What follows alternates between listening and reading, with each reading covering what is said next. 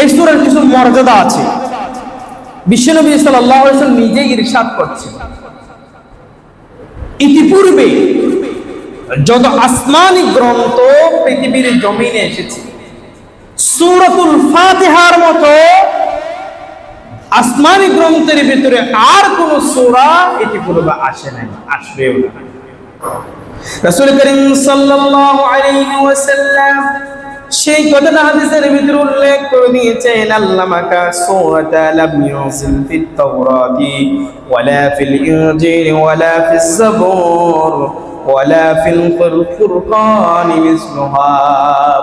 আল্লাহ রাসূল সাল্লাল্লাহু আলাইহি ওয়াসাল্লাম বলেছেন, আমার কাছে যে সূরাতুল ফাতিহা নাযিল হয়েছে, ইতিপূর্বে যত আসমানি গ্রন্থ এসেছে, তাওরাত, জাবুর, ইনজিল যতগুলো এসেছে, সকল বিষয়ের ভিতরে সূরাতুল ফাতিহার মতো সমান আর একটাও নাই। সুবহানাল্লাহ। কোরআনুল কারীমের মধ্যে মর্যাদাবান ইতিপূর্বে আর কোন কিতাব আল্লাহ পৃথিবীর জমিনে নাযিল করেন নাই। তাহলে এখানে এই সূরার কথার ভিতরে আল্লাহ রাসূল নিজেই উল্লেখ করেছেন, এই সূরা হচ্ছে সূরাতুল ফাতিহা, এটা অত্যন্ত মর্যাদা। ইতিপূর্বে মর্যাদাপূর্ণ আর কোন সূরা, কোন কিতাব নাযিল হয় নাই। এই সূরা ছাড়া নামাজ হয় না। এই সূরার মাধ্যমে বান্দার সাথে আল্লাহর কথা হয়। আমরা প্রতিনিয়ত আল্লাহর সাথে কথা বলি, আল্লাহ আমাদের সাথে কথা বলেন, কিন্তু আমরা বুঝি না। আল্লাহ আমাদের সাথে যে কথা বলেন, আপনাদেরকে বিশ্বাস হয়? কেন বিশ্বাস হবে? মসজিদের ভিতরে প্রবেশের পরপরই আমাদের টেনশন শুরু হয়, কখন মসজিদ থেকে বের হবে। ইমাম সাহেব যখন নিয়ত বাঁধেন আল্লাহু আকবার বলেন, সবাই তো না, কিছু কিছু ব্যক্তি এরকম আছে, ডানের ভিতরে সিটা যেমন থাকে, ভালোর ভিতরে কিছু খারাপ থাকে। অভ্যাস খারাপ হয়ে গেছে শয়তানের ওয়াসওয়াসায়। কিরকম? মসজিদে যখন প্রবেশ করি, ইমাম সাহেব কেরাত শুরু করলে তার মনটা চলে যায় গরির দিকে, মনটা চলে যায় চুলকানির দিকে। ওই শয়তান চুলকানি শুরু করে দেয়, গরির কাটার দিকে চোখটা চলে যায়। বলে ইমাম সাহেব কেরাত এত লম্বা করে কেন? মনের ভিতরে একটা টেনশন কাজ করে, কখন মসজিদ থেকে বের হবে। এটা কারণটা কি? কারণ হচ্ছে আমরা বুঝতে পারতেছি না, আমি কি পড়ি সেটা আমি বুঝি না, ইমাম সাহেব কি পড়েন সেটাও বুঝি না, নিজে তো জানে না ইমাম সাহেব কি করতেছেন সেটাও বুঝে আসতেছে না। এই জন্য আমাদের মানসিকতার ভিতরে একটা টেনশন ফিল কাজ করে।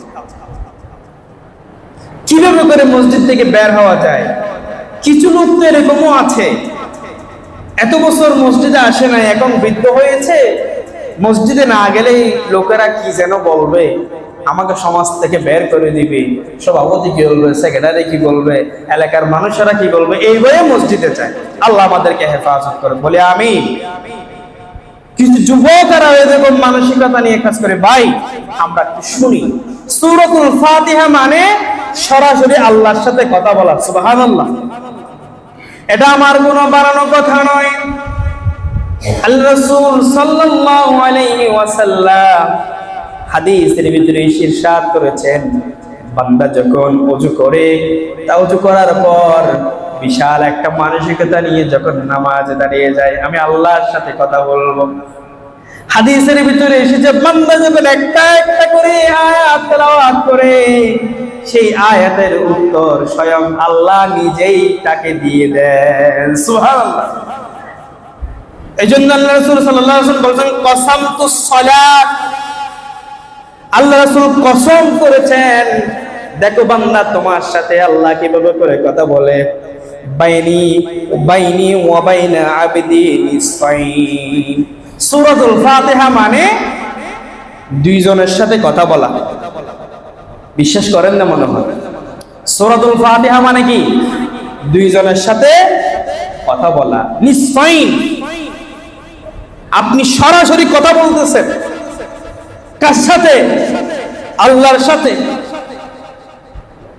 আমরা যখন কোন বড় লোকের সাথে, চেয়ারম্যানের সাথে, মেম্বারের সাথে, এমপির সাথে যখন দেখা করতে যাই, কথা বলতে যাই, যতগুলো পোশাক আমার আছে, দামি কাপড়টা সুন্দর করে পরার চেষ্টা করি, সুগন্ধি আতর ব্যবহার করি, ভালো মানের পাক পবিত্র হয়ে যায়, কারণ বড় মেহমান যাতে আমাকে ভুল ধরতে না পারে। কত সুন্দর করে পরিপাটি করে যায়। কিন্তু আপনি আল্লাহর সাথে কথা বলতেছেন, নামাজে আসতেছেন, অত সিরাফারা হওয়ার অভ্যাস পড়ে আগে